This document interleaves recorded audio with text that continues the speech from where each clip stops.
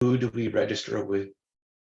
Nisa says, who do we register with for tomorrow's walk? At the end of the talk, you can sign up. There's 12 spots available, but tomorrow, the day after tomorrow, I'll also be out there again. So if you can't make it, I'll be out there on Monday.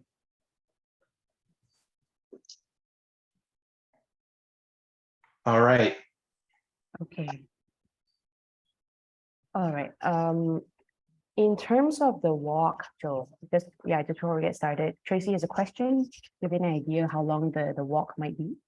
About 4 hours, but you can come and go as you please. If you can't make it for 4 hours, yeah, I mean, it's let this be known. It's a very slow-paced foray. It's not a hike. You're not looking to get from point A to point B. The goal, it's not about the destination, it's about the journey. So we'll be meandering, scanning the ground, observing this macro world, this fungal diversity. So it'll be 7:30 to 11:30, maybe around noon, and then we'll have a picnic. So bring your own food. I like to eat as well, so you can bring me food too.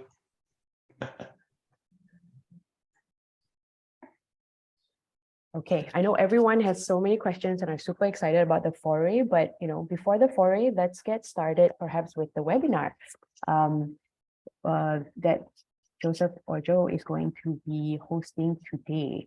We have with us now, I think just under 40, participants. So safe to say we can kind of get started.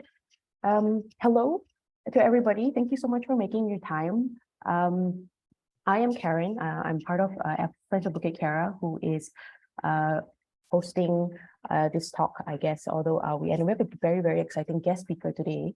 With me, just before I go into that, I just want to add, you will see comments from some other people in our team here, which includes Harleen, Boonhua, and Leon Gui, who's actually Linda. But nonetheless, what I want to say is essentially, if you have throughout the talk, if you have any questions, feel free to drop it in the chat, even as Joe is going. So what we'll do is we'll kind of collect all the questions and then address them at the end at the Q&A, or perhaps if Joe is feeling very up to being interactive, that's fine too. You can feel free to interact as you please, and we'll just make sure to keep it as casual and as fun as possible. All right, so thank you so much, Sue, and we have LWS. Yeah, we've got obviously a lot of people here, perhaps have some curiosity about what exactly they're seeing when they go into the forest. Just now we had Darmini who said, she sees things, but she doesn't really know whether to touch it or not. It's a good question. We had Siobing who said, what are the common names? Also a good question. But who we have here today is we have Joseph Pallante with us, who is actually a very enthusiastic amateur mycologist. So that's someone who is very interested in the world of fungi. A little bit of background about him. He was born in Texas, but has spent time pretty much all across the world, in Texas, in Gold Coast, Australia, in Shanghai as well, and then in New Zealand. And in New Zealand, this is where Joe kind of went traveling around the country in a camper van, learned about fungi and the idea of citizen science. Of course, he's also gone to Europe with places including Turkey, Bulgaria, and he's now actually in Malaysia and also sometimes in Thailand, just looking at our fungal diversity. So we have a lot to unpack here with a very, very, I would say, experienced, although I'm sure Joe will keep saying he's amateur. But yes, Peter, we will be posting the recording of the session on our YouTube page after it's done. So join us to stay as long as you can. Drop a question. Even if you can't stay for the answer, we'll try to address it. Maybe you can get it then. Okay, so just a little bit more for Joe. Joe actually publishes, he's been published in the Mushroom magazine, A Luminous Pursuit, about bioluminescent mushrooms. And he's also got some amazing photography, which has been exhibited in New Zealand, and a lot of more information available on his blog and Substack, mycologist.substack.com. Without any further ado, I'll pass the floor on to Joseph. Joe? All right, thanks everyone for waking up, or if it's at night for you, thanks for showing up. But yeah, today we're going to be talking about I've come across here in Malaysia. I've been in the country for almost 6 months. I've been to Penang, Langkawi, and then mostly just here in KL, going to the surrounding bush. You've got Bukit Kiara, Gasing, Tamantugu, Wawasan. And my first introduction to fungi here was at Bukit Kiara. So thanks to Friends of Bukit Kiara for hosting this and allowing me to speak. We're just going to dive right in, and hopefully one of the takeaways from this is to inspire citizen scientists to use a platform called iNaturalist. That's how I got involved. When I lived in New Zealand, I lived in the north part of the South Island called Abel Tasman National Park. Marahau, shout out to Marahau and Mochueka, a small town there. And yeah, over the winter, I used to go for jogs, trying to get back in shape. And I'd go on the trail. I just stopped right in my tracks. I'm like, what the heck is this? And it was a white amanita mushroom with these spiky, a spiky cap. And I just pulled out my Google Pixel phone, and I did cell phone phone photography for about a year and a half of just all these mushrooms. And I would upload them to iNaturalist. And this is an international platform. And on there, other experts, mycologists, will go ahead and provide IDs.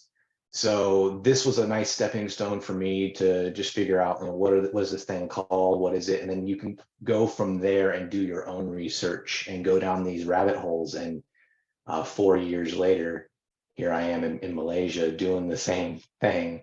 So hopefully those that participate and that are here right now will hop on the platform iNaturalist. Let's see. So yeah, Karen already introduced me. This is my camper van, Doris. I bought this old 1985 Ford Courier. I had to learn how to drive a stick shift. I'm American, so I'm lazy. I only drive automatic. So I had to learn how to drive this old clunker. But it was my home for over a year. I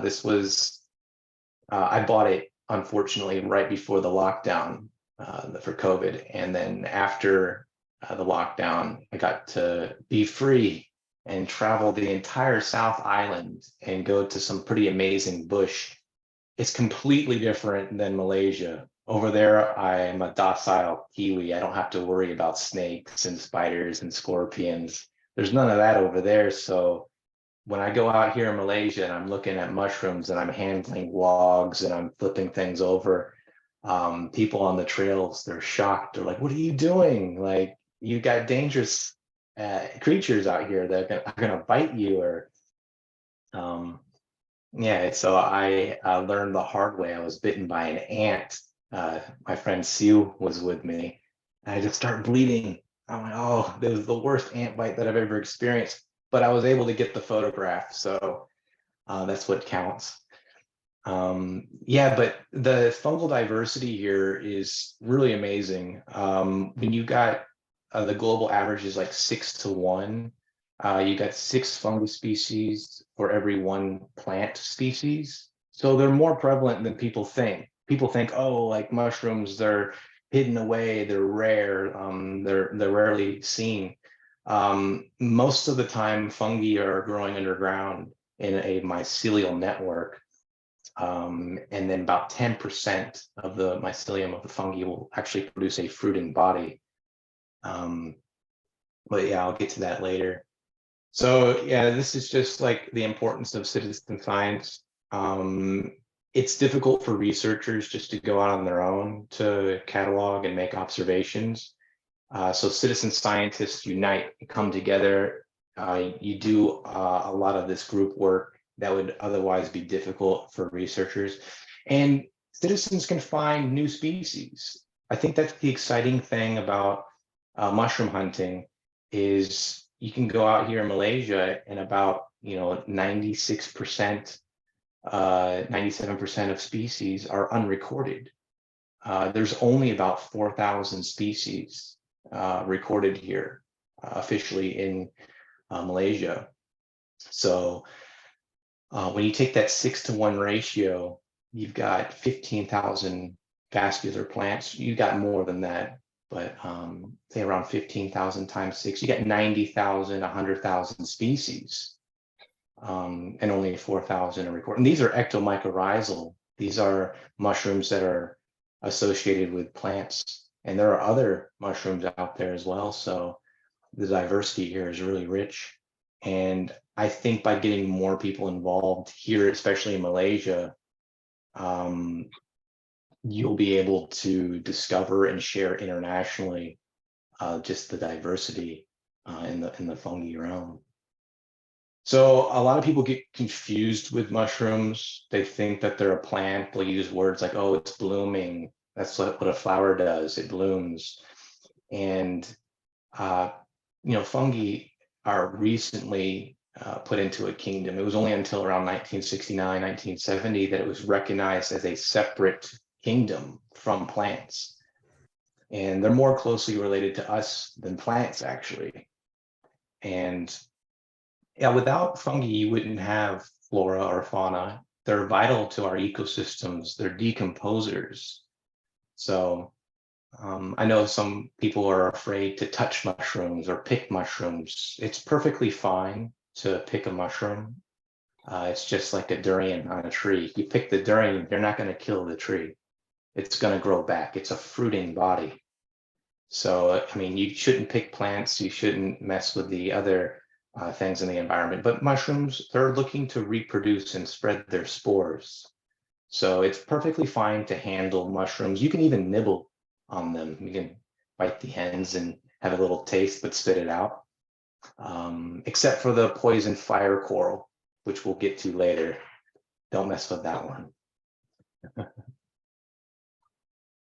So, like I had mentioned, this is basically, hopefully the takeaway from this is that people in Malaysia will sign up for iNaturalist. Now, in 2022, there are only about 84,000 observations made. In comparison with, say, America and the US, they make 15.5 million. Obviously, there's more people there. It's more popular, but the goal is to get Malaysia higher on the ranking. Thailand, Indonesia, they rank higher.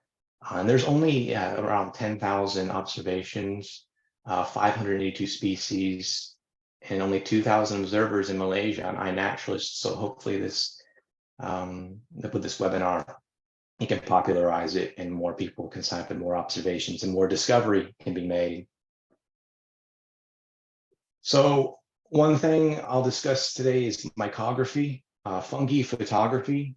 I started out just taking photos with my cell phone, my smartphone, and I know others here have really nice phones like the Samsung and Huawei. They take really great photos, almost the same quality as like a DSLR camera. And with phone photography, it's so convenient. It's in your pocket, it's portable. But some people will just take the top photo and it's blurry. And they're like, what is this? They'll take a photo of a mushroom also from like far away. And it's like, I can't identify that. So the way that you can take photos of mushrooms to get a better idea is you got to look underneath. You got to get your gill shots, your pores, your teeth. Sometimes underneath, it's more interesting than the cap. You can pick mushrooms. So if you find a bunch of mushrooms around at different growth stages as well, baby ones, medium-sized ones, large ones, you can take a photo of all of those to get a better idea of what it is. Also, getting a photo in the habitat, you need to know the environment that it grows in. If there are trees, plants nearby, take photos of the leaves. You can do a Google Lens reverse image search to figure out what plants are. It's pretty good at identifying plants, but I wouldn't rely on the algorithms and machine vision learning to give you accurate mushroom IDs. But you can upload to iNaturalist, you can upload to Mushroom Observer is another one, and experts can give you the answer. I don't think machine learning is up to par with giving correct IDs. So another thing too is when you pick the mushroom, you can take a photo of the base. A lot of them will have vulvas, Amanita especially, vulva pluteus will have some structure, a taxonomic feature at the base. You can also cut mushrooms in half. You can notice any kind of staining, compounds oxidizing. Any of this should be noted to help identify mushrooms. So very quickly, I'll just go through and show how to use iNaturalist if it works. So when you sign up, I prefer the desktop. The app on the phones, they're not that great. And I think that's why a lot of people don't sign up for iNaturalist, because it's just way too difficult to use. Just use the desktop version, the website. So when you find a new species or something you're interested in getting identified, you just click upload, and then you can choose your files. I already have some here right now. So I'll add these. And then you can click, drag, and drop all these into one observation. You don't want to upload 4 different observations for the same species. I'll drag this one in here, drag that in there, drag that in there. Now it's already given me a suggestion that it's a bolete, which is actually pretty good usually. These suggestions are way off because they're taking from an international database. They're not considering Malaysia. So I already know what this one is. So I'll just type it in. Sulfur bolete. Yeah, Joe, we can't see the live screen. Oh, We just have the original screen you put up. I see. Can you see it now? Yeah, we see a little bit better. Yeah, I can see All it. right. So Oh, there it here, is. So start from the beginning. You lost. Yeah. Hey, Dad. That's my Hey, dad. Joe, how you doing, bud? Hey. All right. So yeah, you just add all your mushroom observations into one. And if you don't know what a species is, you're either going to put common guild mushroom, fungi. Don't put unknown, because no one's going to see that. It's better to play it safe and just put common guild mushroom or fungi, or ascomycete, which is a cup fungi. So yeah, I'll just put this in here. It already knows my location because it has metadata, but you can search for your location. And then all you got to do is just submit, and it's saving the observation. And it's as simple as that. Joe, when you observe a mushroom, is it possible to get GPS coordinates? Yeah, so when you take a photo with your phone, in your phone, it will have the metadata. It'll show the GPS tag. So you can go into your phone, click info on your photo, or you can just go into the map and search, hey, this is where I was, this is the location, and you can put a pin on the map to give you a general location. So yeah, that's how you use iNaturalist. Just a quick run through. Let me just go ahead and switch to the slide again.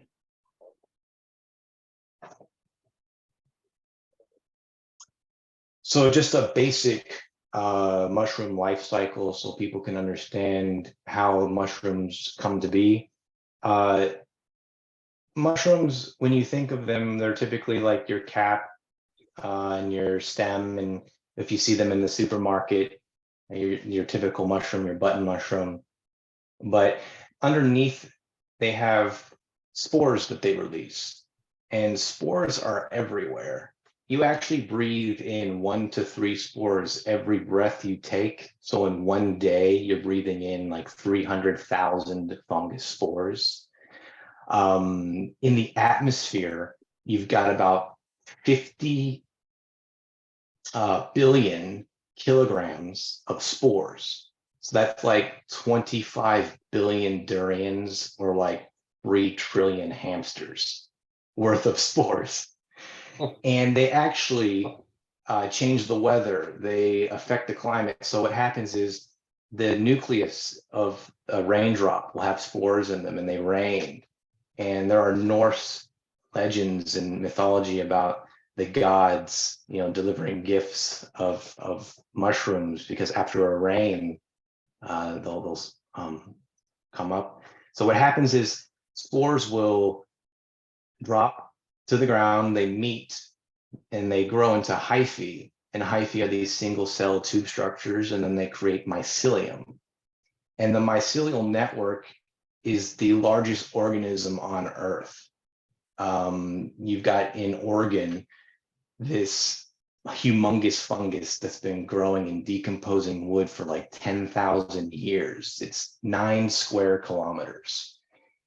And mycelium actually is like 450 quadrillion kilometers, half the distance of the Milky Way. So it's astounding just how prevalent mycelium is.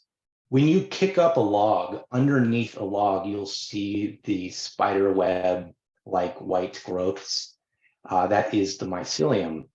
So fungi in mycelium will produce a fruiting body, a primordia. And this is what you would normally see as a mushroom. So here's a meme of just what I said. So it's true.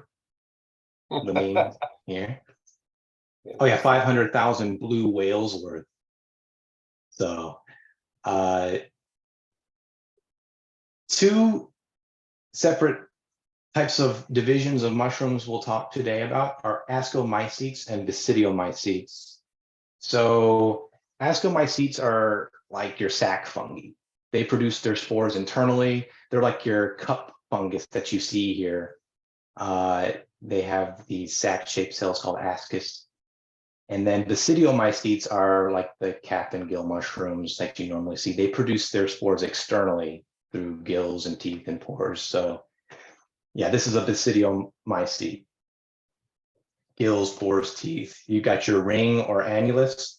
This right here is the remnants of a veil. A veil is what connects the cap edges to the stipe, and as it grows, it will separate, and then the ring is left over.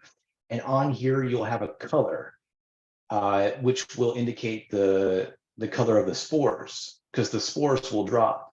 And that is a taxonomic feature that's important to identify mushrooms. And the vulva at the base, sometimes there's a vulva, sometimes there's not. These are just some basic taxonomic features of Basidiomycotas.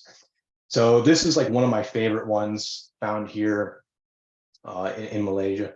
In KL, especially the month of January, they were all over the place. And if you spent some time out in the bush here, I'm sure you've come across these. They're hard to miss because they're bright purple and super powdery.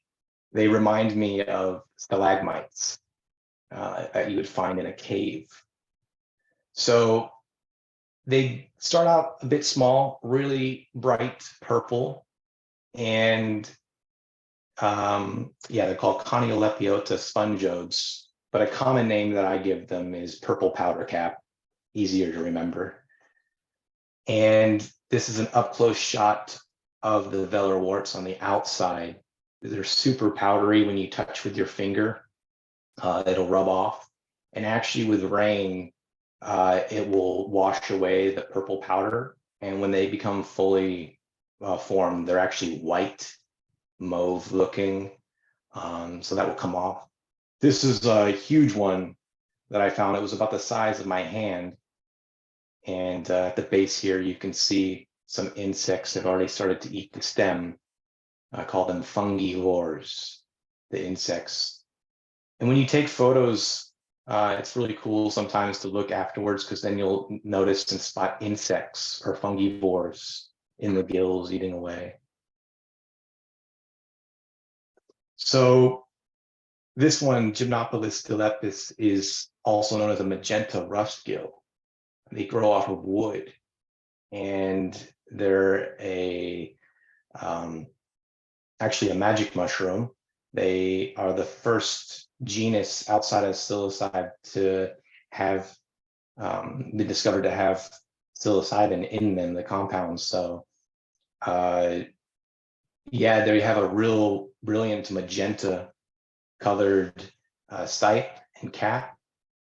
And the reason why they're called rust gills is because when you make a spore print, the rust colored spores will settle on the paper or foil that you use. And some interesting things about mushrooms is when you shine a UV light, an ultraviolet light on them, they fluoresce, they change color. And especially with Gymnopolis species, you can shine a UV light on them and they'll reflect a brilliant yellow, greenish color. So here are the brown, rusty color spore prints I was talking about with some of the rust gills. And yeah, this one right here was really brilliant, magenta color, very bright. So to make a spore print, this is important to get an idea of a mushroom, because you need to know the color of the spores. It helps differentiate mushrooms that look very similar to each other. What you do is you just cut the cap off the stem, and then you can put it on a piece of paper, or I find it best to use the matte side of tin foil. You can put it on the tin foil and then cover it with a cup, and then wait maybe like 6 or 7 hours, go to sleep, wake up the next morning, you can take the cap off, and then it will have all the spores that have dropped. And I know some people that have made like picture frames out of their unique spore prints as like art. So this is another one that's very prevalent. I'm sure everyone has seen here if they've gone out. They're very hard to miss. They grow on leaf litter, the stems of some of the leaves here, and they grow very tall, many different colors as well. They're called marasmius. Pinwheels and parachutes is the common name.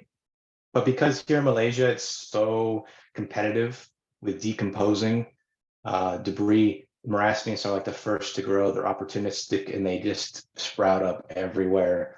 This one's also called the orange velvet marasmius. Yeah, velvet orange parachute. This one is a different color. I don't know the species name because the gills underneath are different than what you would normally see. These are more defined. The marasmius hematocephalus. They're also called purple pinwheels. And yeah, you'll find these out there. And my favorite one that I found is this one. It's undescribed. I don't know the name, but it's got a purple stipe, and it was just a brilliant blue color. It was just growing off of leaves. And with age, it was interesting because it would start out gray, and the older it got, it just turned more and more blue. Yeah, this was another marasmius that I found that was pretty interesting. This is Mycena, and it's very prevalent right now at Bukit Kiara. You'll find this growing on stumps, on logs. I'm sure if you're in the Facebook group, in the Kiara Facebook group, you've seen a lot of people posting this species. And it's interesting because it'll start out translucent and white, and then with age, it turns to a deep rose colored pink.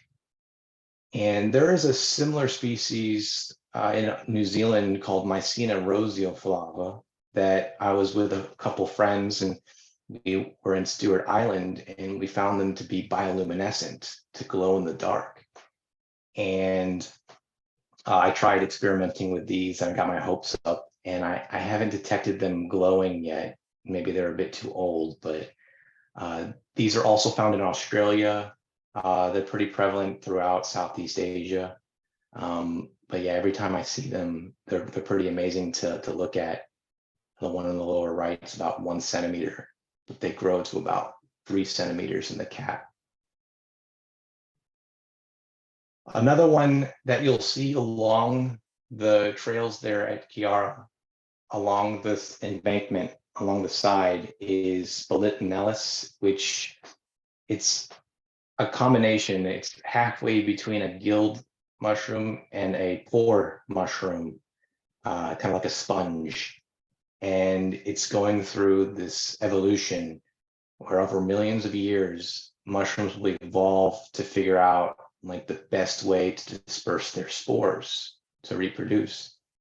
And with this one, it's really interesting to look underneath, because when you walk past it, it camouflages into the soil, the loamy soil there. It's a bit brown, but when you look under, it's just really fascinating to see. This is an up close of the gills halfway between pores. And an interesting thing with this one is when you bruise it, when you cut it and damage the cells, it will produce an oxidation, it will blue. Boletinol, the compound. So when we go out on our foray, if we find these, we can see how they blue and how they change color. So this is like my most favorite mushroom, a white mushroom. Underneath are pores, those holes right here. And the common name is a luminous pore cap, Favellation mycologist. I saw these when I was first in New Zealand studying bioluminescent mushrooms, and it was on my bucket list. I always wanted to find these. And I go to Bukit Kiara, and you've got the most amount in all of KL. I've been to all the other forests, and you'll find the most of these luminous pore caps at Bukit Kiara. And the reason why they're called luminous pore caps is because they're bioluminescent. They glow in the dark. On the left is what it looks like in the daytime. The sipes on these are a little longer than what they're supposed to be. They're usually shorter than this. This is some morphological change. It was in a shady bit, so it was growing up kind of like enoki mushrooms. But yeah, all bioluminescent mushrooms will exhibit a 530 nanometer wavelength, and it's very faint. You have to look out of the corner of your eyes, because through human evolution, you developed more cones in the corners of your eyes. Because back in the day when we weren't so docile and lazy like we are today, we have no predators. But back in the day, we used to be hunted by saber-toothed tigers and other predators. You need to see better out of the corner of your eyes, see what's coming at you from your side. So when you're out in the bush at night, if you find yourself out there wandering around at night and you see something glowing, it's not your mind playing tricks on you, it's bioluminescent mushrooms. And actually, Malaysia has some of the most bioluminescent mushroom species in the world. By my count, you've got over 25 recorded species of bioluminescent mushrooms. And there are obviously more, but with urban development and light pollution, it's hard to detect. So when you're out, look out of the corner of your eyes in complete darkness, allow your eyes to adjust 10-15 minutes, and you'll be able to spot them and maybe find a new species. So there are about 112 total species, I think, that recorded that glow in the dark. And yeah, this one right here, this was about a 2.5 minute exposure at an ISO of 1250. Just a long exposure to capture the details. And with these kinds of mushrooms, it's believed that they attract insects. Insects are drawn to light like moth to a flame. So they'll go ahead and spread the spores. They also assume that maybe it's bioluminescent to ward off predators from eating the mushroom. It's like warning, warning, don't eat these. This is an experiment that I did. I put the luminous pore caps in a jar and I left it by my nightstand, and they glowed so bright that I was able to read by them. It was a night light. The luminosity was so great. I could talk about bioluminescent mushrooms for about hours, give you a whole TED talk on bioluminescent mushrooms, but they're what got me hooked on mushrooms even more so. I think it's very fascinating, this aspect.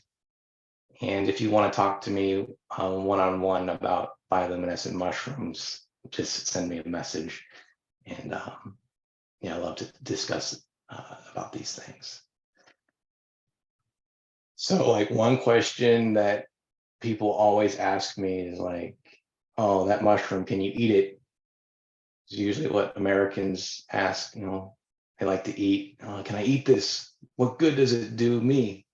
They're looking for food. And this one right here, the ice apple mushroom, that's what they call it in Taiwan. Or in Malaysia, I've heard it called as an elephant's foot. It's an ascomycete. It produces its spores internally. And you might have seen these at Kiara. They grow on rotting logs.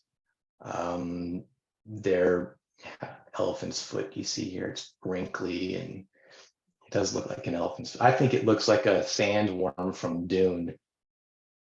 But when you cut it in half, it's gelatinous. It's known as the mata rusa in Sabah.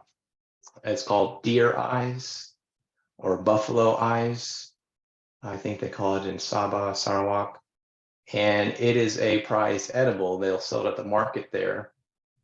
When you cut it in half, it looks like a grape, very gelatinous. And in Taiwan, they have a recipe where they'll slice it up, mix it with some soy sauce, mix it with garlic, cucumber, and then they chill it. They put it in the fridge, and they've got themselves a cold ice apple mushroom salad. I would like to note too that when it comes to eating mushrooms, you have to be 100% certain of what you're eating. Eating mushrooms that are wildly grown, even though they're technically edible, you need to pay mind to the environment because they're mycoremediators. Mushrooms are very good at absorbing heavy metals and toxins. So even though you're eating a technically edible mushroom, you could also be ingesting all this other stuff that you don't know about it. So it's safe to eat cultivated mushrooms, those sold in supermarkets. You have to be extra careful of consuming wild mushrooms. In Malaysia, there are about 25 to 30 species, I believe, that they recognize as edible. Out of the 4,000 or so that they have recorded, so it's not that many. So yeah, just be extra careful. Don't go eating, random mushrooms because it's very expensive to get an organ transplant. So this is another one, an ascomycete called fluted bird's nest fungus. And I used to find this all the time in New Zealand, and it's pretty prevalent around the world. It grows on rotting wood. Usually you'll find it on the ground, growing out from what seems like soil loamy soil, but it doesn't grow from soil. It's growing from rotting wood that's underneath the soil. So a lot of the times people assume the environment that mushrooms are growing in, like, oh, it's growing from, the beach. I found mushrooms on the beach growing from the sand. There's a rotting log underneath there. They're pretty resilient, very leathery in texture. And inside the cups, these are called periodols. They're like little seeds, little eggs in the bird's nest. And when I took this photo, there's even like a little insect in there. I think he's just taking a nap, going for a little swim. But what happens is rain will come down and splash into these cups, and the periodols will fly out and land on wood, and then we'll start to decompose the wood, and then another mushroom will sprout up. So when you find one fluted bird's nest, look around the area, because you're going to find 10, 20, 50, 100 of them. These are always really beautiful to look at, but they're really tiny. So you got to get close to the ground to see them. Now, this one is called Thistolithis, dead man's foot. In Australia, they also have a common name, dog poop fungus. On the outside, it looks like dog poop, and you wouldn't assume that the inside looks the way it looks. That's why it's important with gastroid fungus or pouch fungus to cut them in half. I think it's just, really amazing what they look like on the inside. And there's an author, David Aurora, he writes Mushrooms Demystified, and he's quoted as saying that these look like Rice Krispies stuck in tar. And what happens is these will deliquesce. They'll turn to like a blackish tar, and it's really healthy for the soil. They actually sell this commercially in fertilizer. So whenever you find Thistolithis, it's an indicator that the soil is healthy, usually found in loamy, sandy soil. At Bukit Kiara, there are certain trees along the embankment there, and on the edge, you'll just find these poop fungus. And hopefully when we go out on our foray, we can find some of these and hopefully not mistake them for actual dog poop, but I'll help with that. These are another kind of Thistolithis. So in Latin, Thistolithis means pea stone. And as you can see on the interior here, on the inside, you got these little spore granules. And it's really interesting. I thought this was actually a seed pod. When I picked it up, it was pretty hefty. And for this kind of Thistolithis, it has a stipe, if you notice here, and it looks like a bombing knocker, something from like the medieval ages. And on the outside, you've got these really interesting spikes. And as you can see here in the upper right, with one of the pea stones is broken, you've got a spore mass inside. And I just thought this was the most beautiful mushroom Thistolithis that I had found. You can use this to dye fabric and clothing. I know in Australia, Aboriginal people will use this, First Nations people will use this to dye clothing and fabric. And it's got different use cases for mushrooms. This one right here, it's very suggestive. Actually, Charles Darwin's sister would go out and hunt these. She would wear a cloak, and she'd carry a large stick with her. At the end, a pointed spear, and she'd sniff these out.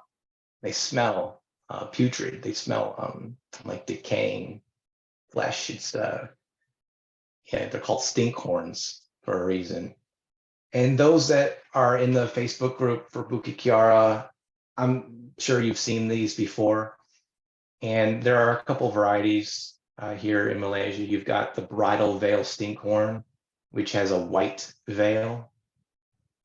And then you've also got Phallus lutecense, which is the yellow version. And there's another species that will start out white, and then within 2 to 3 hours will change yellow. But the only way to really differentiate the species is to wait around for 2 or 3 hours to watch it have that color change. So yeah, Charles Darwin's sister would go out and collect these with her stick in her basket, and she would burn them in secret because she thought that they were giving impure thoughts to the maids. They were a bad influence. So she would secretly burn these. So you have an egg that the phallus will initially start from. These are called witches' eggs. They're edible. Technically, you can eat these raw. I've seen someone in Scotland bite into one. I wouldn't recommend it. You should always cook mushrooms. Some people will see animals eating mushrooms and assume, oh, because they eat it, I can eat it too. No, they have different organs that produce or that are able to digest mushrooms. Humans can't, so we have to cook these mushrooms. I've heard of people slicing these up and adding them to eggs and eating them with their scrambled eggs. I guess if you're a poor college student, then and you're desperate and you need to eat, then yeah, go for it, but I wouldn't recommend it. So when it's cut in half, you've got this spore mass right here called gleba, this brown, chocolatey, looks delicious, spore mass. And when it comes out, you'll have it on the tip of the cap here. And I took this video. I was on a hike one time with some friends, and there was a snake. It was a 2-meter rat snake. And this guy, his grandpa, comes down and he's like, oh, that's a cobra. If it bites you, you got like 5 or 10 minutes and then you'll die. Oh, we're all scared. And we end up, it was a rat snake, the gentle giant. It wasn't a cobra, but this guy, everything is a cobra to some people here. And luckily, thank you, snake, you made us turn back and we came across Stinkhorn just starting to unveil. And this is a time lapse. It took about 20 minutes. So as you see, the veil will come down and tons of flies are attracted to the smell. They'll eat the gleba on the cap and help disperse and spread the spores. So yeah, they're just everywhere. Sometimes they'll take a little longer to completely unveil, maybe an hour or two, just depending on the conditions. But this one was pretty pristine. And even a monkey grasshopper decided to join in to eat the gleba. Phallus induciatus, there's another mushroom, they call it the bamboo mushroom. And in China, they eat these. They'll cut the stipe and eat them. I wouldn't recommend eating any others besides maybe the bamboo mushroom. Hopefully it's cultivated. Here's another interesting one. I could just call these porcupine mushrooms. They're little spiky masses, and at the ends, at the tips here, you've got like cotton swabs, like little Q-tips. At the end are the spores. And these get confused with protohydnum species, which break down wood and they're also spiky. But the way to differentiate are these between the two are these have like pom-poms, like little poofy balls. But yeah, it's just an interesting wood decaying mushroom that you'll come across there at Bukit Kiara. I found them a few times. And when I cut them in half, it's just like a spongy white mass. There's nothing on the inside. So this one here has been making an appearance recently, just this past month. And initially it was found in Australia, and all these reports came out because they introduced this Australian mycologist, and he said, hey, don't touch it. It's gonna, hurt you, burn your skin. And he was re-interviewed later and said he was misquoted. And I've talked to people in Taiwan and Japan, they're mushroom hunters, and they say they haven't experienced any adverse effects from handling it or touching it. Although when you ingest it, you'll die. It's pretty gnarly way to go. It's like radiation poisoning. Your organs will fail. You'll lose your hair.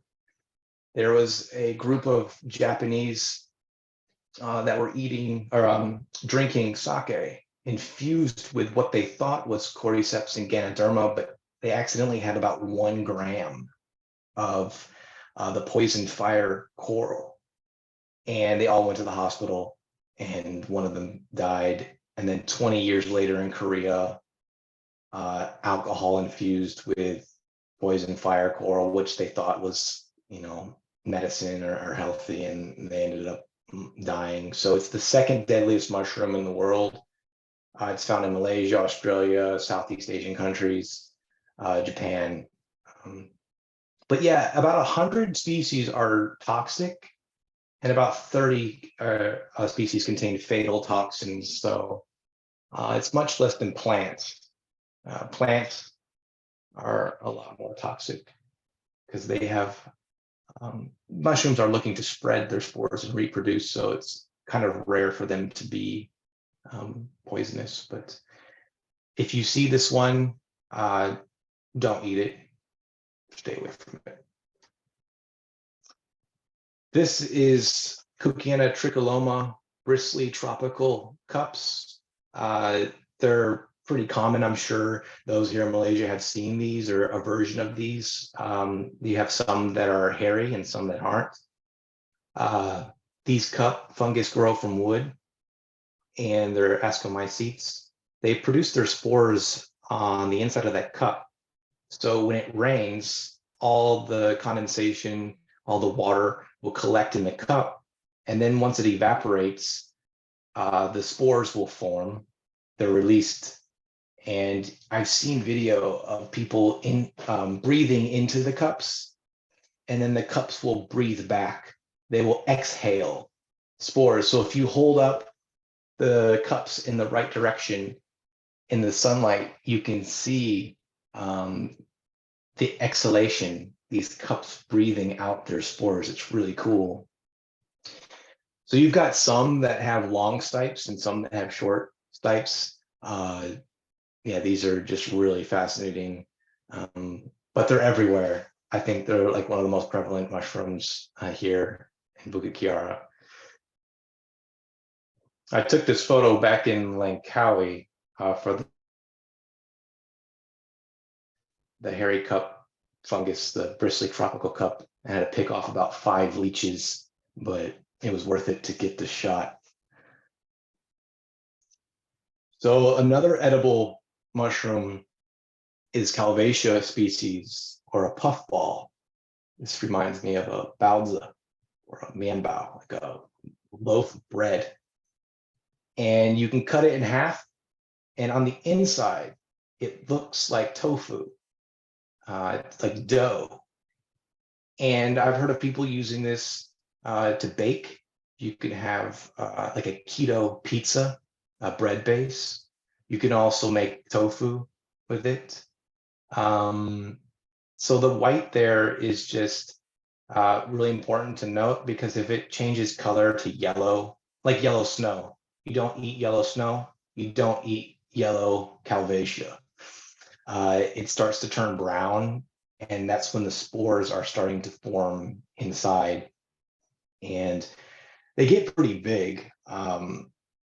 These are Calvasia craniformis, they call them like the brain fungus or the brain puffball. There's another one called gigantica, which is just a huge puffball. And if you go on Google, you can see like people with massive inflatable beach ball sized Calvacia species. And on the inside, you've got a few trillion spores with a T, trillion.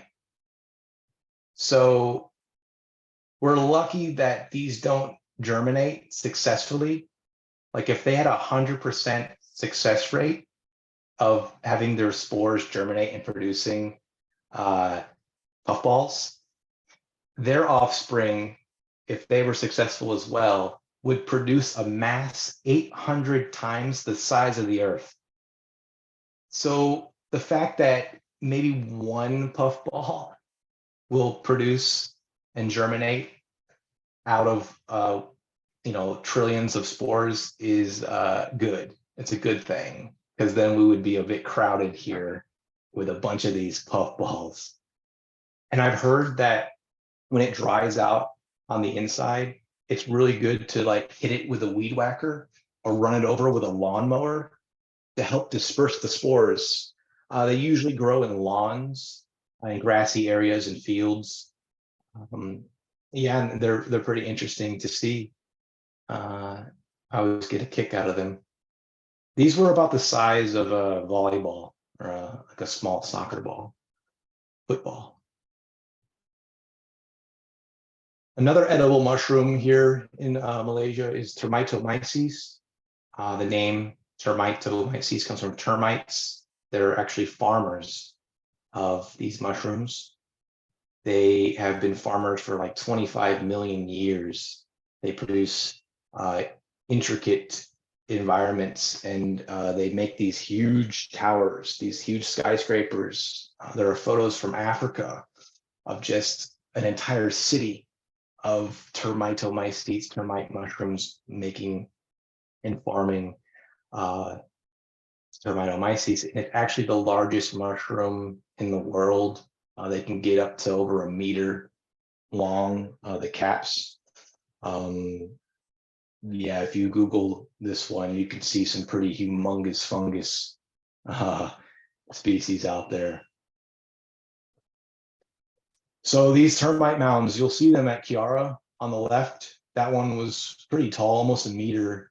And these termites will essentially have a relationship where they'll go and eat the wood and then bring back the wood and then farm it, and the fungus will decompose the wood, and then it will grow these mushrooms, which are a prized edible. They have difficulty cultivating these.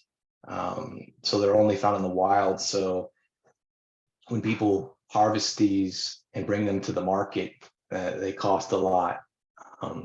They're pretty expensive, but termites have been used in West Africa to actually get rid of French colonists back in the day, in the 17th century.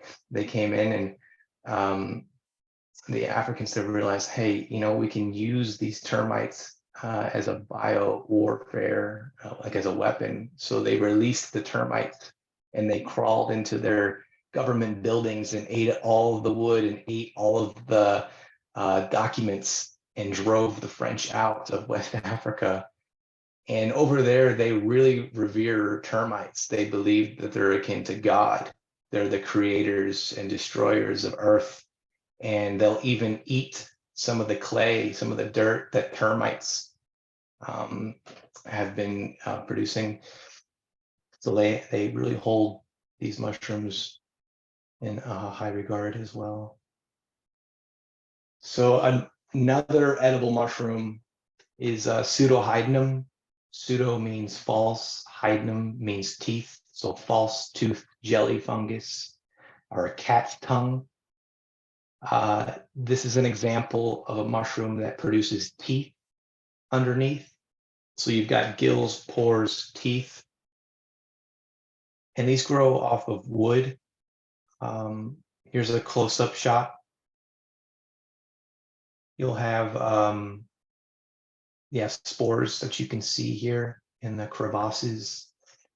And what happens is you can dehydrate these if you mix like sugar, water, lemon, ginger. You can coat them with this syrup and then dehydrate them, and you've got yourself like all natural Sour Patch Kids, like candy. The texture is similar to like shark fin. So they'll use this as like a substitute for shark fin soup, which I'm all in favor of. Don't eat shark fin, eat cat's tongue instead. And lastly, we've been talking about mushrooms that we can eat. Let's talk about fungus that parasitize and eat at insects. So there's this series called The Last of Us, based off of a video game, where cordyceps mushrooms have infected humans and created this dystopian apocalyptic landscape. And all these people are asking me like, oh, can this happen to us? My wife jokes that I've already been possessed, that I'm already infected, because I won't shut up about mushrooms and fungi. And it's pretty fascinating, but it won't infect humans. Cordyceps are actually medicinal. They use it in traditional Chinese medicine. It's actually the most expensive mushroom in the world. They found cordyceps, Ophiocordyceps, in the Himalayan mountains. They're called Himalayan Viagra. So they noticed that these yaks were getting frisky, and they're like, what's going on? And they were eating the caterpillar, the Yatsugunbu, the summer grass winter worm. And it's an infected caterpillar that's got the cordyceps fungus, and it was increasing their blood flow and helping with circulation, and they were getting frisky. And the Chinese saw this and went, hey, we can turn this into a medicine. And during the Beijing Olympics, a lot of athletes were taking cordyceps to improve blood circulation, blood flow, for athletic performance. I went to the mall here at one of these traditional Chinese medicine herbal shops, and they were selling one cordyceps for about 10,000 ringgit. So yeah, they're pretty pricey. But this one, this Ophiocordyceps, I found infecting an ant, and it has this neurophilosophic effect, essentially brainwashing, where a little spore will land on the ant, and then slowly the spore in the hyphae will just eat away and take over the nervous system, the limbs and the brain, and basically turn the ant into a zombie. And it will climb up to like an ideal height and usually do something called a death grip. It bites onto a leaf, and then the stroma, the anther, will sprout out of its head. And at the end, you'll have a spore mass that gets caught in the wind for dispersal.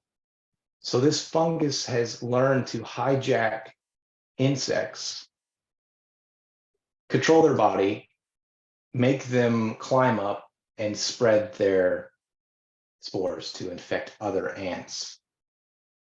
It's pretty morbid stuff. So on the left here, you can see the stroma coming out of the ant's head, and the parathecia right here, the little tip. I think this one right here makes it look like the cordyceps is getting the last word. Say, I own you, I've taken you over. And it's pretty morbid. But here is an example of a leaf cutter ant, and it's exhibiting the death grip, the death bite right here, where the compounds are changed. The chemistry in their brains by the fungus cause them to clamp down onto the leaf. and spread their spores. Cordyceps will infect spiders, cicadas, ants, not humans. There is another kind of cordyceps called Bavaria bassiana. It's called an icing sugar fungus, or the icing bonbon sugar fungus. And that one is pretty prevalent. And that one was known to infect the lungs of a turtle and an alligator, I think, in a Florida zoo. It's always Florida. But yeah, something happened there where the temperature was just right. It was between like 16 degrees Celsius, 21 degrees Celsius. And this immunocompromised reptile turtle ended up dying from Bavaria bassiana. But yeah, it hasn't spread to humans yet. All right. I think that's about it. I could have talked even more about more species. I've just barely scratched the surface here. There's just so much to be discovered here in Malaysia. It's really exciting to go out day after day and explore the fungal diversity here and learn more. So yeah, thank you all for listening. Thank you so much, Joe, on behalf of everyone, I'm sure. Now, I have compiled a few questions that have come in while you were chatting, and I will take this moment to shoot it over to you. But while that's going on as well, I invite everyone here to kind of put in your questions in the chat box, or if you'd like to have a chance to speak as well, just feel free to raise your hand and we'll call on you in a bit. So let's start off with the first question. So Jaya Kumar had a question, which is back when you were talking about bioluminescent mushrooms, how many bioluminescent mushrooms are there in Kiara? In Kiara, so far I've only seen the luminous pore caps, but I suspect there are others. There is a website, a company here called 3petals.com.my. 3 Petals does a lot of bioluminescent research, and they actually grow in petri dishes cultivated bioluminescent mushrooms. There is one here that I'm really excited about called Neonothopanis nambii. It has been genetically edited to make plants, tobacco plants, bioluminescent. So they've been able to take the genes from this mushroom and make the plant glow, which is really exciting. It's called a ghost ear fungus. So, I mean, to answer your question, I've only seen the luminous pore caps. But you need to look for Mycena, Armillaria, Omphalatus.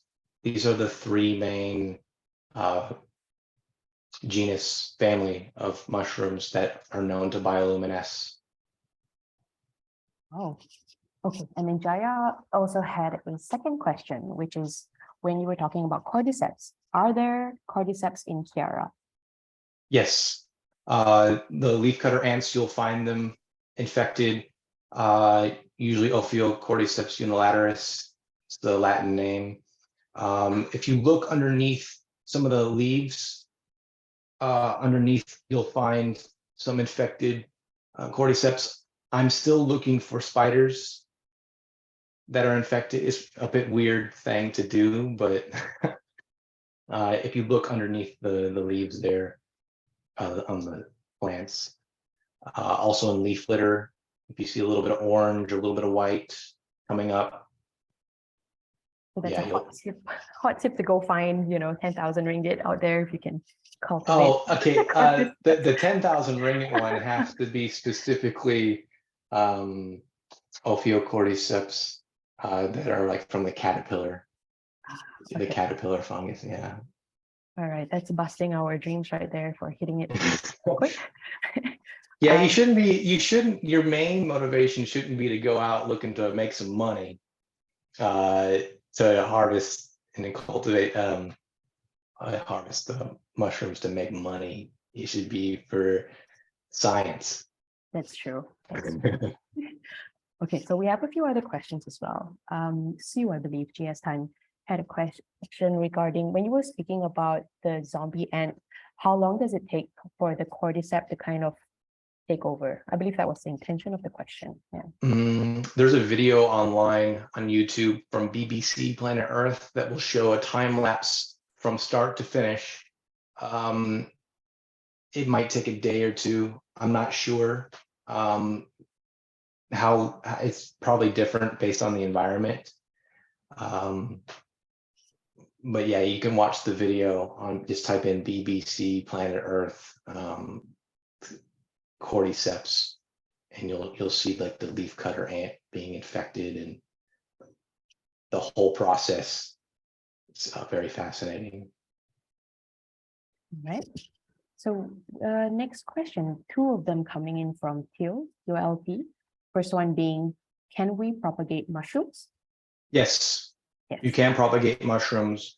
Actually, I know Russia, they have this tradition, it's called like the silent hunt, where they would go out and harvest mushrooms. In England, they would even get their children, the school children, to go out with them because they're closer to the ground and they can see and find the mushrooms. And they would pick them and put them in a wicker basket. And as they carry the basket, the spores are coming out and they're spreading, helping to propagate and spread. There are also mushroom cultivation grow kits you can buy online. You can buy dowels that are that have enoki and shiitake mushrooms that you can put into dead logs. And then there's a whole process for you to grow your own mushrooms at home. You can get spawn bags, these rice grain bags that have been injected with mushroom spores. And you can basically cut into the bag and it will sprout out, lion's mane mushroom, different kinds of mushrooms. Would it be recommended to take it from the wild? Yeah, I mean, I don't see, it depends on what you're trying to grow. If you're trying to grow an edible, mushroom, it's very hard to cultivate a wild mushroom without like a proper lab. You need like sterilization. You can't have any bacteria getting into and polluting your petri dish there. I know like this friend of mine tried to cultivate a wild mushroom and he failed 9 out of 10 times. That 10th time was finally a success. He has a air purification. He's got a whole lab, and even then it was difficult for him to cultivate. Yeah, it's just sometimes nature knows best. It's very hard to cultivate. And then Theo wanted to know as well if there are any amanitas in Bukit Kiara. I haven't seen any amanitas there yet. I've seen amanitas at Wawasan. I would say Wawasan has the most amanitas. There's a special yellow amanita specific to Malaysia. It was found at Perdana Botanical Gardens. But I'm used to amanitas being associated with pine trees. Usually when you see amanitas too, they're indicator mushrooms. There are other edible mushrooms around the amanita, like boletes and suelas, slippery jacks. But yeah, to answer your question, I haven't seen amanita yet at Kiara. But in Wawasan, so. Wawasan, yeah. All right. Okay. Next up, we have 3 questions, or 3-part question from Andrew Yao. The first one being, what are the organisms that compete with fungi? Or is it mostly fungi competing with each other? So fungi basically under the ground have this huge living spiderweb, a mycelium network that plugs into the plants, the roots, the tips of the roots, called the wood wide web. And they actually help plants and trees communicate with each other. And even non-related trees, say they're like a different species of tree that's injured, the fungi will help these trees communicate with each other and deliver resources to help repair those trees. In terms of like fungus that compete with each other, I do know of armillaria and hyphiloma. Sometimes underneath the ground, they do compete. There are invasive fungus species, and that's what's really difficult here in Malaysia. You've got endemic and non-endemic species. If you go to the botanic gardens, you'll have lots of introduced plants from all around the world. And when those plants come, at the base, you've got the soil with the mycelium of, Copernellus, these ink caps, or other species that are being introduced. And there is research out there right now that is trying to figure out if there is competition between mushrooms, if one is displacing the other. It's still a work in progress. Because I know here, there was this one case where I was in New Zealand and I found a Gymnoculus purpuratus. It's a yellow, purple mushroom, and supposedly it originated in Argentina. It was found growing in pig manure. This pig manure was shipped over to England, and then the mushrooms started to propagate and they started to grow over there. And then from England, they made their way over to Australia and New Zealand, and that's how they spread as well. There's this whole other study of like tracking mushrooms and how they have spread to human migration as well. So it's like, okay, these humans migrated from this place to this place, but they've introduced mushrooms from other countries. I'm kind of rambling right now, but yeah, to answer your question, there is competition. That's okay. And then you mentioned as well about invasiveness, which was Andrew's second question. Is there anything that can kind of harm or kill fungi, predators, mold, bacteria, any such thing?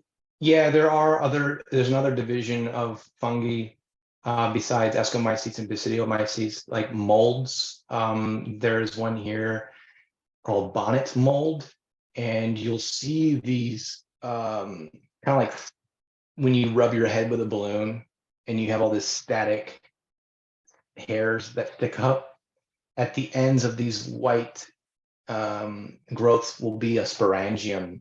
It's like a little black dot, and these will start to spread and infect other mushrooms. You've got another one called hypomyces that's known to parasitize russulas. They're called brittle gills, and will change the morphology of these mushrooms. So these parasites, I mean, the most famous one would be like the lobster mushroom. It's just a parasitized mushroom. It's just changed the morphology of it. I found some other mushrooms that are parasitized by other fungus, and it's trying to change from gills to pores. It's just a really interesting thing to see.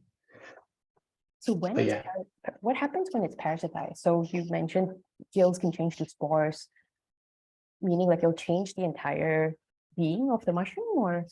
Yeah, it's usually like a white mass that will form on the outside. I have to show you photos to really explain what I'm talking about here, but yeah, I don't know, because I'm not a scientist. I'm just an enthusiast, but yeah, I don't know the full answer to that. Oh no, I mean, thank you so much for sharing it with us. I think the final question from Andrew was if there are any species of fungus that are at risk of extinction at the moment. So there is IUCN, which is an international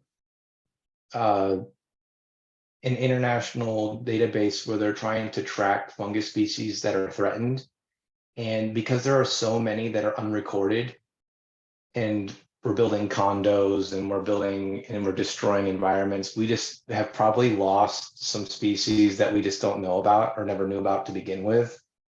But now there's an effort to add these threatened fungus species to the list. It's called IUCN. So if you visit them on Google, you can see and look at their conservation status. On iNaturalist, when you upload something, an observation on there, they'll usually have like VU, like vulnerable, under threat. They'll try to link this to the IUCN database, but it's something that needs to be worked on, especially I think here in Malaysia, because people would be up in arms if it were an animal. If it were something like a monkey, it's like, oh, it's threatened. But when it comes to fungi, I think people are just like, yeah, whatever, it's just a mushroom. But it's important. So I guess this kind of goes back to your point about being active as a citizen scientist as well on iNaturalist. yes. All right. iNaturalist is great. Also mushroomobserver.org. You've got lots of academic types that will use mushroomobserver.org that can give you really good IDs and advice. I think too, when you upload your species to iNaturalist into Mushroom Observer, the dialogue, the communication is a lot more civil than visiting on Facebook or any other social platforms where everyone's mudslinging, and because there's a shared interest. You're trying to figure out and deduce like, what is this thing, and the communication is really nice. It's a happy place to be. All right. So Darmini had a question as well about how would you recommend to take the spores of mushrooms that you might come across while hiking in order to possibly grow them and propagate them yourself? Oh, you're trying to propagate them yourself, like at home, or? I think in Darmini might have meant to grow them at home, which you kind of covered that it is difficult to propagate wild mushrooms. So perhaps maybe the question about what are your recommended steps to take spores off safely, perhaps for the fung art? Yeah. So another thing you can do is, if you're so inclined, you can get a microscope slide, and then you can pick the gill off, because the gills, you can just get like tweezers, or you can use your hands or your fingers and put the gill on the slide. You can look at the stipe itself and see if there's any spore drops that have occurred on the annulus, on the veil, on the ring. You can get spores from there. You can also just remove the cap from the stipe. And I guess it just depends on how long you're out there in the field. Like if you're going for a few hours,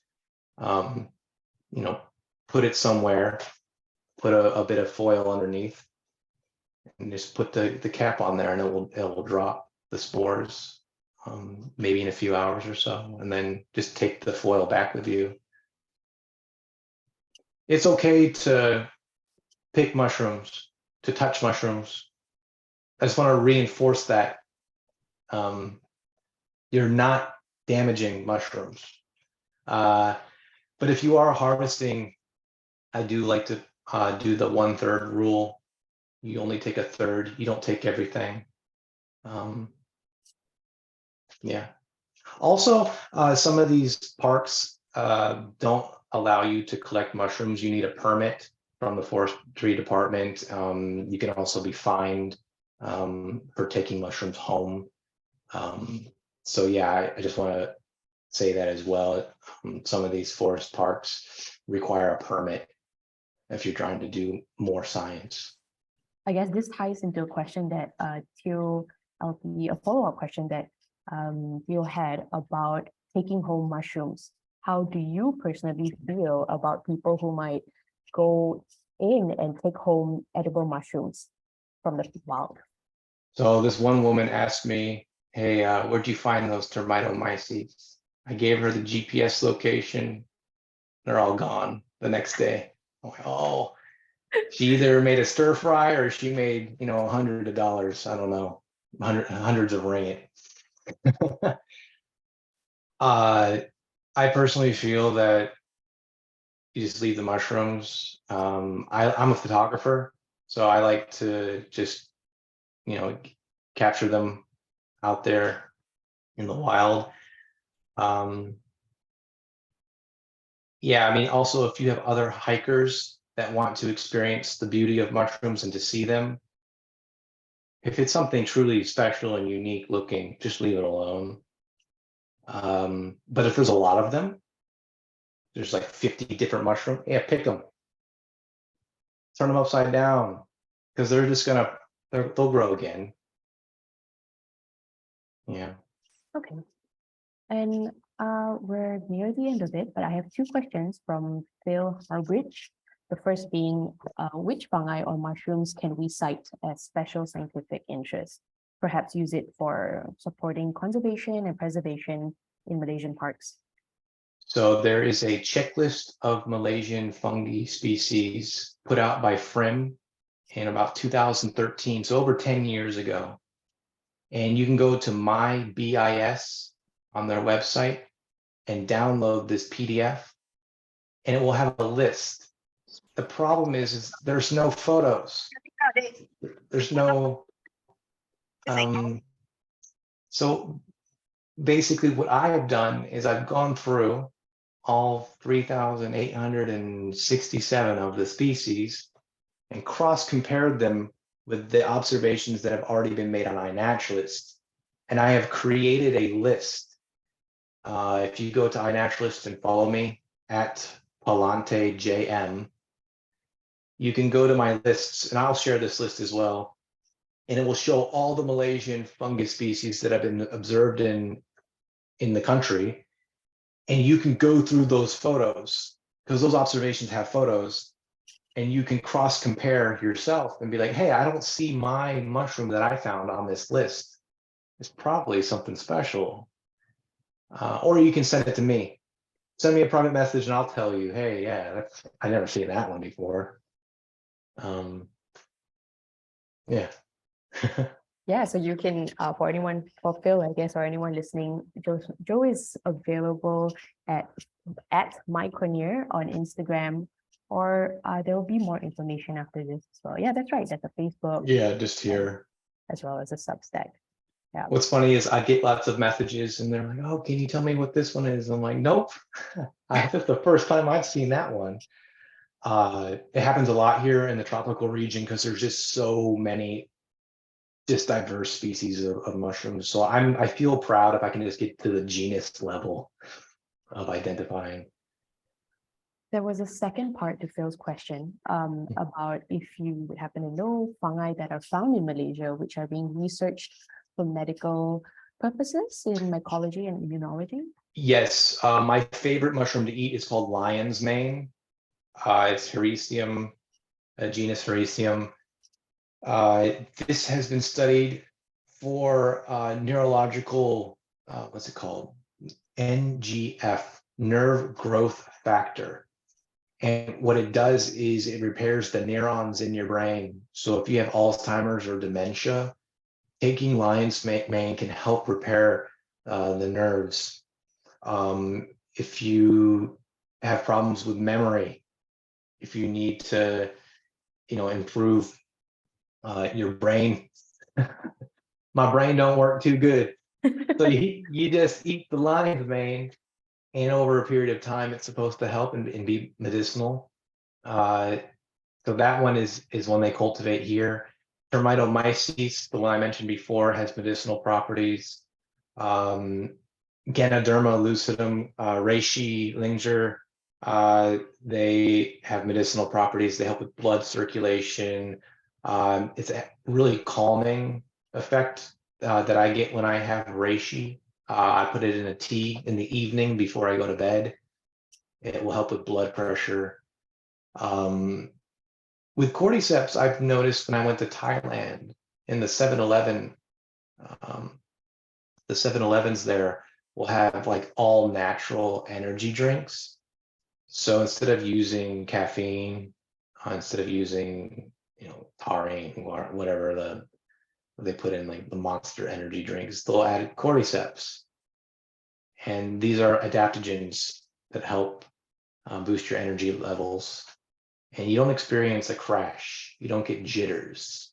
So yeah, those are used as a medicinal mushroom. Oh, turkey tail, Trametes versicolor. I know that one is good for your immune system if you've got going through like chemotherapy or you're immunocompromised. You can take turkey tail to boost your immune system.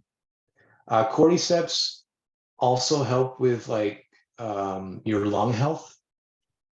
So I know that there's another one called tiger's milk mushroom.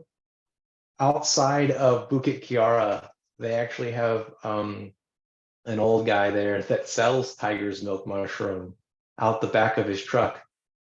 And it's like a tuber that has a stipe that grows out and it looks like a satellite dish on top, like a kind of like a linger.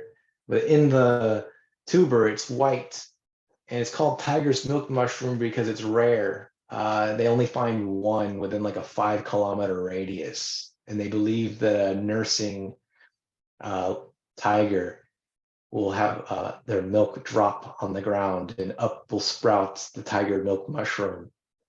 And they sell this in powder form and it's supposed to help with coughing. When COVID happened, a lot of interest was a lot of interest in the tiger's milk mushroom and the cordyceps to help with the lung health and blood circulation. There's a lot more I can talk about with medicinal mushrooms, but Yeah, those are the no, ones off the top of my head. it's interesting as well in the chat right now. There are people like Brittany who have mentioned that tiger's milk mushroom has helped with her sinus. And then Cindy has a list of different types of mushrooms as well, which are common health mushrooms in Malaysia, at least. Nice. Yeah, I haven't tried tiger's milk mushroom yet, but when I used to live in Shanghai and I used to live in Hanoi, I used to breathe in the motorbike fumes and all the pollution. And I developed like the PM 2.5 levels, couldn't even see at the end of the street because it was so smoggy. And I developed a cough. And I'm like, man, my lungs, it's just really bad. I had a chronic coughing bacterial lung infection. So then when I moved to New Zealand, I started taking cordyceps in powder form in my tea and it cleared right up. My lungs were back. Also breathing the fresh air played a role, but also the cordyceps, I would say, helped. Okay, I don't see any further questions at the moment, but while I'll just maybe drop two that I have as well that I kind of thought of while you were speaking and see if anyone else might want to drop in their last bits of questions. So my question is, at the start of your talk, you talked about, I forget the name now, but the stalactite mushroom and how you noticed that it grew, the growth of it corresponded with in January. So have you seen a lot of the growth of mushrooms sort of correspond to certain times of the year? Yes, mushrooms are seasonal, but also mushrooms can be weird, just depending on the climate. When the conditions are right, that's what makes mushroom hunting a bit exciting, is because they're elusive and unpredictable, just depending on the weather and the climate. But whenever you make an observation on iNaturalist, you can go to the search filter and put in like a month, January, February, March, April, whatever, and it will filter out and show you on a map, these are the kinds of mushrooms in your area. And I like to do this as like a way to do a virtual foray. Before I go out anywhere, I'll go on iNaturalist and see, hey, what did someone else observe during this month? So I have my own bucket list. I know what to look out for. And I think the more that citizens participate in using a platform like iNaturalist, the more will be discovered, the more data out there to help, people that are just curious. Hey, I had this mushroom on my bucket list. Where can I find it? And I'm like, oh, hey, there's a red bolete growing in Wawasan. When was this grown? It was grown in February. Okay, I'm going to go out there in February and look for this one. And I find that when you're looking for just that one mushroom, you'll slow down and you'll find all these other more interesting mushrooms along the way. So you might go out with a goal, hey, I'm going to look for this one mushroom, but then you'll find all these other even more interesting mushrooms that haven't been observed before. And speaking of bucket lists, I mean, is there any on your ultimate bucket list to find? Yeah. Let me see if I can change my screen here.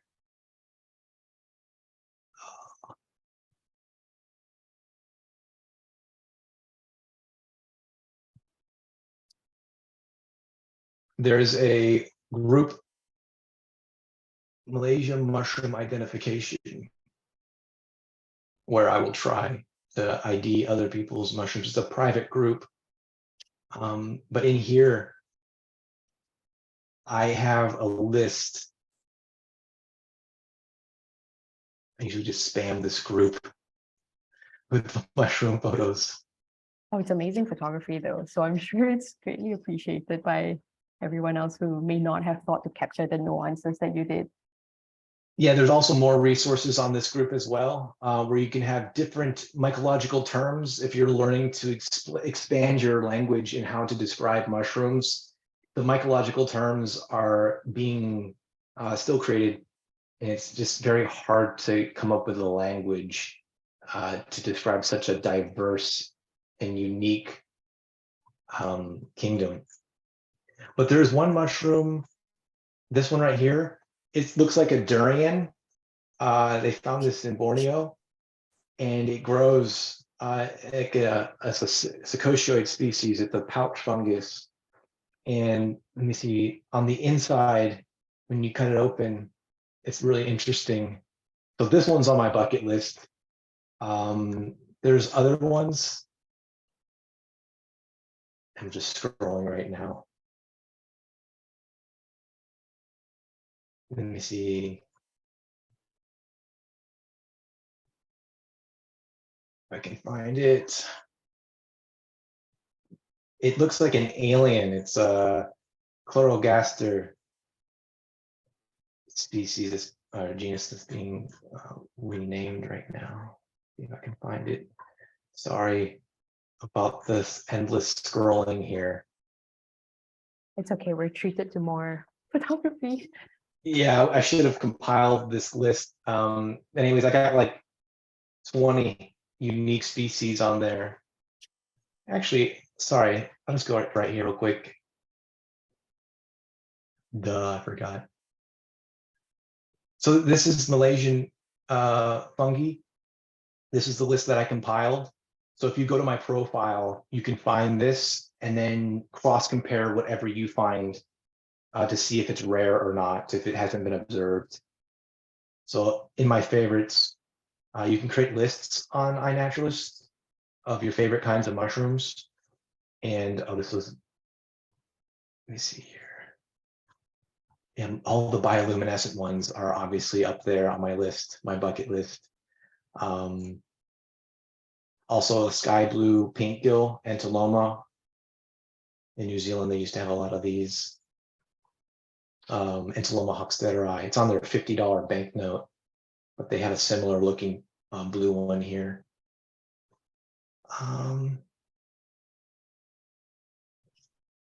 This will be the last one. Let me see if I can find it.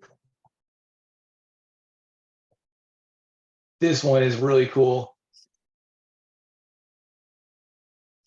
Pretty unreal. See if it loads.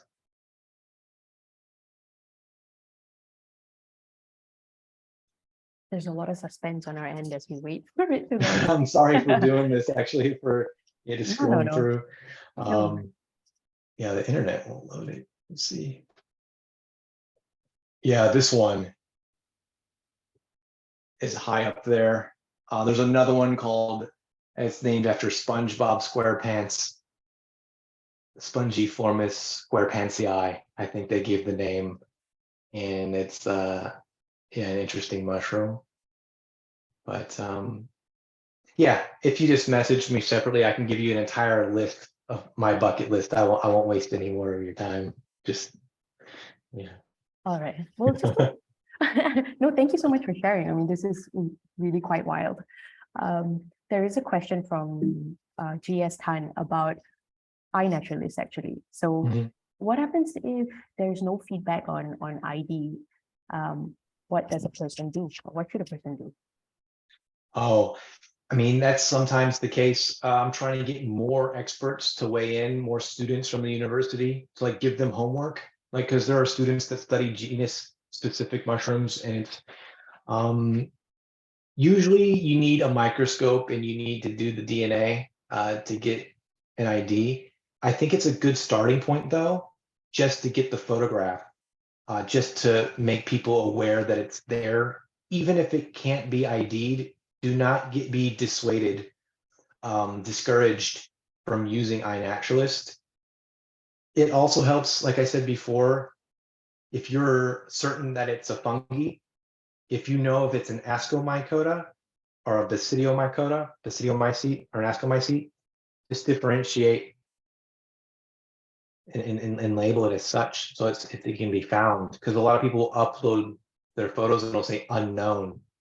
It's like I can't find that when I do the search filter. I periodically go through once a week to the identify tab and go through all the observations in Malaysia to try to identify to a genus level. So I can try. The most important thing is just taking good quality photos from different angles. Yeah, quality observations. Okay. And just to wrap up, I guess, Joe, did you want to share about the iNaturalist project that is happening in Bukit Kiara for the Yes. So this right here is the project. It's a mycoblitz event. It's going to happen. I set it for today, tomorrow, and the next day. So if you'd like to join this project, if you can't join me tomorrow, but you would still like to participate, you can go out to Kiara, take some awesome mushroom photos, and upload them to this project. And then after a few days, it'll generate stats and it will show, hey, this person made the most observations. This person's, number one. This person, it's like a competition to see who can find really awesome species. And hopefully it can be a recurring thing. More and more events like these Michael Blitzes can happen around KL. So yeah, you can just sign up here at just under projects, Bukit Kiara Fungi Foray. all right. And I understand as well, like there may be another webinar in 2 months just to kind of gather what has been found. Is that right? Yeah, I think that's for Earth Day. Okay. So hopefully we can plan like another Michael Blitz event. Yep. We'll see how this one goes, and if people are interested, just make it a recurring thing. So maybe this ties into Theo's question as well about creating a list of album for fungi that can only be seen in Bukit Kiara, since hopefully this will be crowdsourced and I have created a field guide for Bukit Kiara. If you just send me a message, I'll send you the link. Actually, sorry, you can just go to guides. What am I talking about? Right here.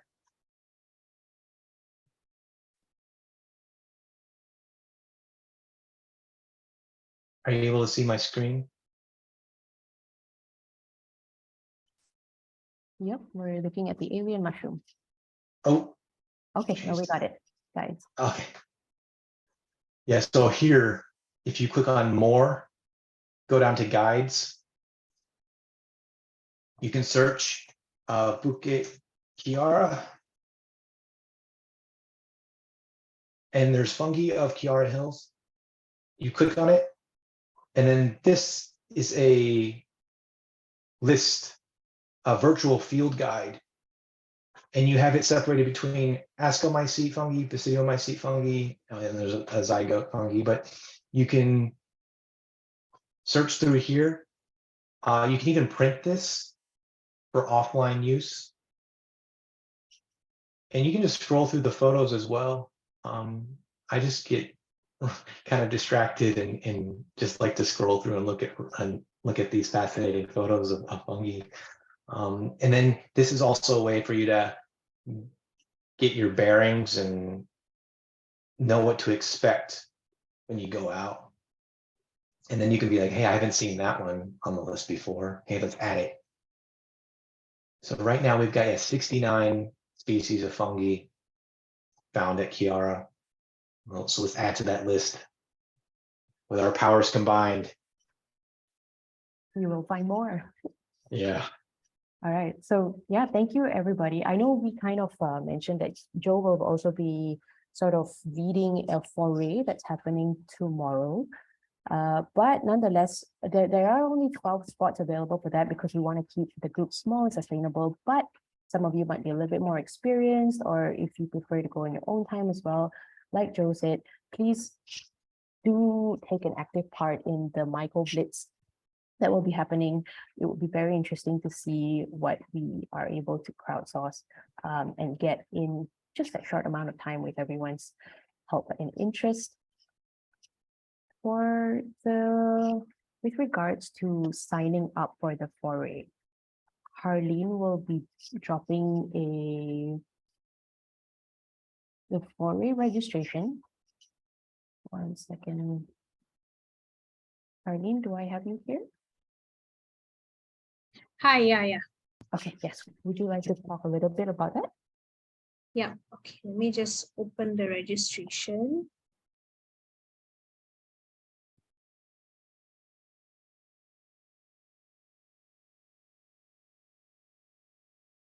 I have the link on hand, I think. Yeah. Okay, I also have it on hand. Oh, okay. Sorry. I'll go. All right. So I've sent the link on the chat so you can register for the foray. It's under Mushroom Foray with Joseph Pallante. I'll send the title of the event as well. So I'll be monitoring who has signed up. And once 12 spots are taken, I will be closing the registration. For those who don't make it as well, Joe did mention that he intends to go out on the 13th as well. It's in the morning. So feel free to reach out to him, or perhaps you can put it in the chat as well if that's your preference. This will be a very slow-paced but highly, I would say, interactive experience with Joe, because you've got Joe, the guide, who will be able to pinpoint everything that you see and explain what it is that's around Kiara. It really helps to have those extra pair of eyes too, because when you go out and you've got 24 eyes looking, scanning, you'll find more.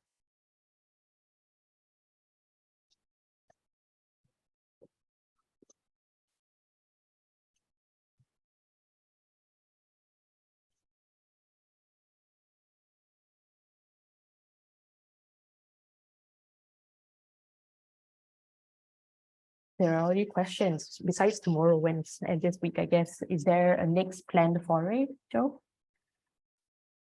I'm actually leaving the country at the end of February. So I'm going to try and get as many forays in as possible, not just at Bukit Kiara. If you send me a Facebook message, I can send you, or even on Instagram, my schedule and what it looks like. But I usually try and go out just with just a few people. But yeah, I might bump into you on the trail out there as well, and we can chat. And I always like meeting new people and talking their ears off about mushrooms.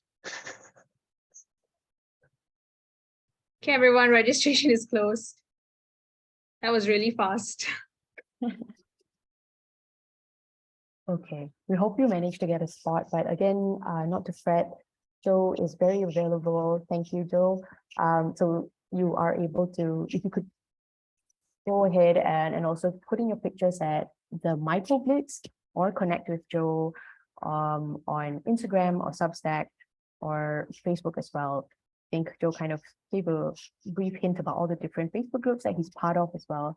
Thank you so much for being so available, Joe. Oh, no problem. It's my pleasure. Thank you. Oh, there is now there's another question. Is there a registration for Monday? There are some people here who are interested in getting a spot there. Yeah, bring some food. I don't know if we have a registration link yet. I'm just gonna show up on my own. I'll be there at like 8:30 in the morning. And you'll see me out there. I don't think you can miss me. I'll have my camera gear. I'll be the one crouched down on the ground, taking photos. So if you see me, just say hi. Okay, thank you. To answer the question about registration for Monday, I know there will not be a registration for Monday, but do show up if you are able to. All right.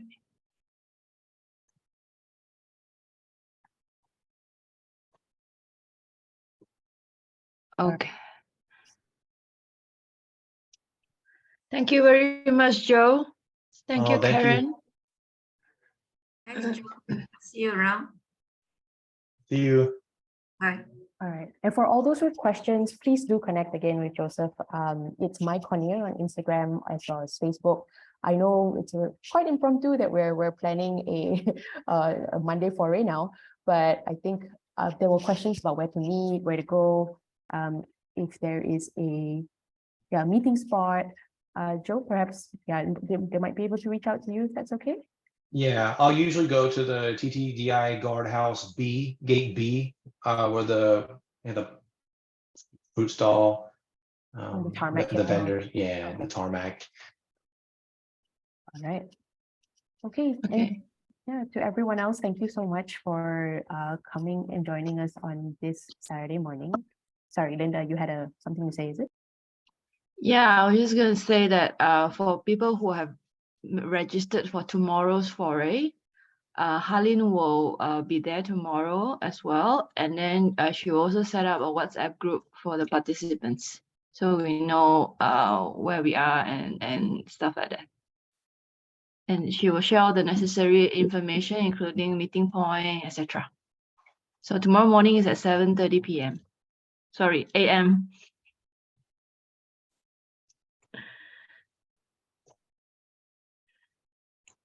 Yeah, thank you. See you. Good night. Oh, yes, good night for me. Good day. Thank you once again, everyone, for joining. Yes.